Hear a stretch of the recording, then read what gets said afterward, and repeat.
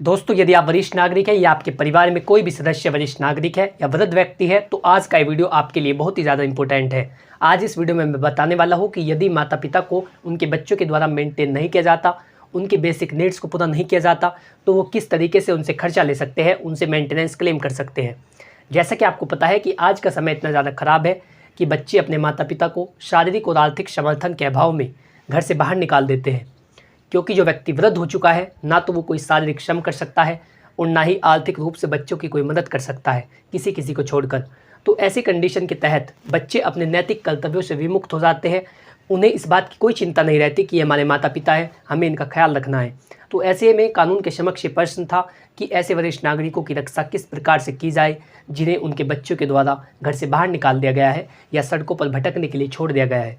आज की इस वीडियो में आपको यही बताने वाला हूँ कि यदि आपके साथ ऐसी कोई भी कंडीशन होती है तो आप किस तरीके से अपने बच्चों से मेंटेनेंस क्लेम कर सकते हैं, जानेंगे आज की इस वीडियो में। मेरा आपसे अनुरोध है कि यदि आप चैनल पर पहली बार आए हैं तो आज ही हमारे यूट्यूब चैनल कानूनी बातें को सब्सक्राइब कर लें, ताकि इसी प्रकार की लीगल नॉलेज, कानूनी जानकारी, विधिक परामर्श और आपसे जुड़े कानूनी प्रावधान आप तक पहुँच सके।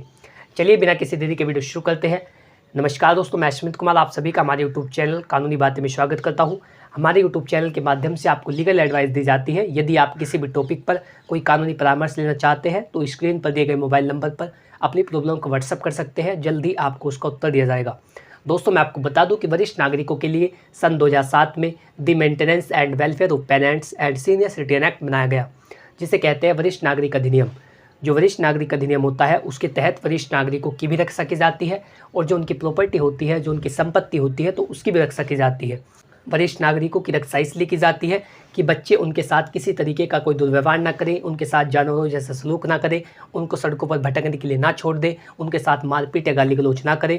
और जो वरिष्ठ नागरिकों की प्रॉपर्टी होती है उसकी रक्षा इसलिए की जाती है कि बच्चे उनकी प्रॉपर्टी को ना हड़प ले, क्योंकि आज के समय में ऐसा देखा जा रहा है कि माता पिता की नसीहत सबको बुरी लगती है लेकिन माता पिता की वसीयत सबको अच्छी लगती है। तो ऐसी कंडीशनें होती है। तो यदि आपके साथ ऐसा कुछ भी होता है तो आपके पास राइट टू कंप्लेन होता है। आप उस व्यक्ति की शिकायत दर्ज करा सकते हैं, आप उसके अगेंस्ट में कानूनी कार्रवाई करा सकते हैं जो कोई भी आपके साथ ऐसी घटना को अंजाम देता है। तो आपको क्या करना होगा, यदि आप उसे सज़ा दिलाना चाहते हैं या उसके विरुद्ध कानूनी कार्रवाई कराना चाहते हैं तो आपको नज़दीकी पुलिस स्टेशन में जाना होगा। वहाँ पर आपको अपनी सारी बातें बतानी होगी कि किस तरीके से आपके बच्चों के द्वारा आपको परेशान किया जा रहा है। लेकिन कई बार ऐसा होता है कि वरिष्ठ नागरिक मेरे पास फ़ोन भी करते हैं, वो बताते हैं कि मैं कई बार ऐसी एप्लीकेशनें पुलिस स्टेशन में दे चुका हूँ लेकिन उसके बाद भी कुछ नहीं होता। तो मैं आपको बता दूँ कि आप यदि थाने में जाकर के खुद मिलते हैं तो ऐसे में पुलिस वाले आपकी कंप्लेन पर कोई कार्रवाई नहीं करते, क्योंकि ज़्यादातर ऐसा ही होता है, क्योंकि वो चाहते हैं कि उनके क्षेत्र में जो क्राइम का रेशो है वो कम हो। तो ऐसे में जो ऐसी एप्लीकेशनें होती है उन पर अधिकतर कार्रवाई नहीं की जाती। तो आपको क्या करना होगा, तो आपको जो एप्लीकेशन है उसे बाय पोस्ट भिजवाना होता है। आप डाक के माध्यम से उसी थाने में एप्लीकेशन को भिजवाइए। आप पोस्ट ऑफिस में जाकर के अपनी एप्लीकेशन को लिखकर लिखित रूप में एक एप्लीकेशन बाय पोस्ट भेजिए। उस पर वो कानूनी कार्रवाई करने के लिए बाध्य होगा, क्योंकि आपके पास उसकी रसीद होगी। यदि वो उस पर कोई कानूनी कार्रवाई नहीं करता तो आप पुलिस के उच्च अधिकारी को उसे दिखा सकते हैं कि मैंने इतने दिनांक में इसके पास ये एप्लीकेशन भेजी थी लेकिन इसने कोई कार्रवाई नहीं की। और यदि आपकी कार्रवाई जब भी नहीं की जाती तो आप जन सुनवाई पोर्टल पर उसकी एप्लीकेशन कर सकते हैं। उसके लिए आप किसी वकील से संपर्क कर सकते हैं कि इस तरीके से आपकी एप्लीकेशन को लिखवाना है, क्या क्या टॉपिक, क्या क्या मुख्य बिंदु उसमें लिखवाने होते हैं। तो इसके लिए आप किसी लॉयर से संपर्क कर सकते हैं। मैं आपको बता दूं कि यदि आप एप्लीकेशन लिखित रूप में और बाय पोस्ट भिजवाते हैं तो आपकी कंप्लेंट पर कानूनी कार्रवाई की जाती है। इसके साथ ही यदि आप उनसे मेंटेनेंस चाहते हैं कि आपके बच्चे के द्वारा आपको गुजारा भत्ता दिया जाए, जो खर्चा है रहने पीने, खाने या आवास की सुविधा के लिए, चिकित्सा सुविधा के लिए, दवाइयों के खर्चे के लिए, यदि आपको मेंटेनेंस चाहिए तो आप उनसे मेंटेनेंस क्लेम कर सकते हैं। सीनियर सिटीजन एक्ट इस बात का प्रावधान करता है और मुख्य उद्देश्य वरिष्ठ नागरिक अधिनियम का यही है कि ऐसे वरिष्ठ नागरिकों को अपने बच्चों से गुजारा भत्ता दिलाया जाए। और जो वरिष्ठ नागरिक अधिनियम है उसका मुख्य उद्देश्य यही है कि वो अपने बच्चों से, जो वरिष्ठ नागरिक है वो अपने बच्चों से गुजारा भत्ता ले सके। ऐसा करने के लिए आपको सीनियर सिटीजन ट्रिब्यूनल में जाना होगा। सीनियर सिटीजन ट्रिब्यूनल में जाकर के आपको लिखित रूप में एक एप्लीकेशन देनी होगी।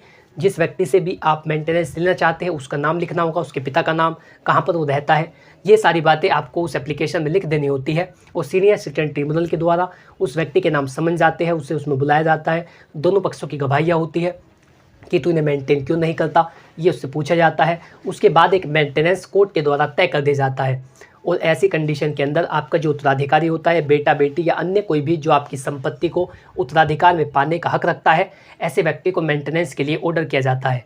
यदि वो उस ऑर्डर का पालन नहीं करता तो उसके विरुद्ध कानूनी कार्रवाई की जाती है, उसे जेल में भी डाला जा सकता है। जब अदालत की डिक्री आ जाती है, जब अदालत का निर्णय आ जाता है, तो उसे मेंटेनेंस देना होगा, उसे बखूबी रूप से मेंटेनेंस के नियम का पालन करना होगा, तभी जाकर के वो जेल में जाने से बच सकेगा। तो इस तरीके से आप उसके विरुद्ध कानूनी कार्रवाई भी करा सकते हैं और उससे मेंटेनेंस भी ले सकते हैं। एक जजमेंट में ऑनरेबल सुप्रीम कोर्ट ने बताया कि एक वरिष्ठ नागरिक को अधिकतम 10,000 रुपये का मेंटेनेंस दिया जा सकता है। लेकिन ऐसा नहीं कि आपने मेंटेनेंस के लिए पिटीशन फाइल की लेकिन उसके तुरंत बाद जो मेंटेनेंस है वो तय कर दिया जाए, बल्कि आपके जो बेटा होता है, आपकी बेटी होती है, उसकी आय के मुताबिक जितना वो कमाता है उसी के हिसाब से मेंटेनेंस तय किया जाता है। लेकिन अधिकतम 10,000 रुपये हो सकता है एक वरिष्ठ नागरिक के लिए मेंटेनेंस। तो इस तरीके से आप मेंटेनेंस क्लेम कर सकते हैं और उसके अगेंस्ट में कानूनी कार्रवाई भी करा सकते हैं। आशा करता हूँ कि जानकारी आपको अच्छी लगी होगी। यदि आप इसी तरीके की जानकारी में रुचि रखते हैं तो आज ही हमारे यूट्यूब चैनल कानूनी बातें को सब्सक्राइब कर ले, ताकि इसी प्रकार की लीगल नॉलेज, कानूनी जानकारी, विधिक परामर्श और आपके अधिकार आप तक पहुँच सके।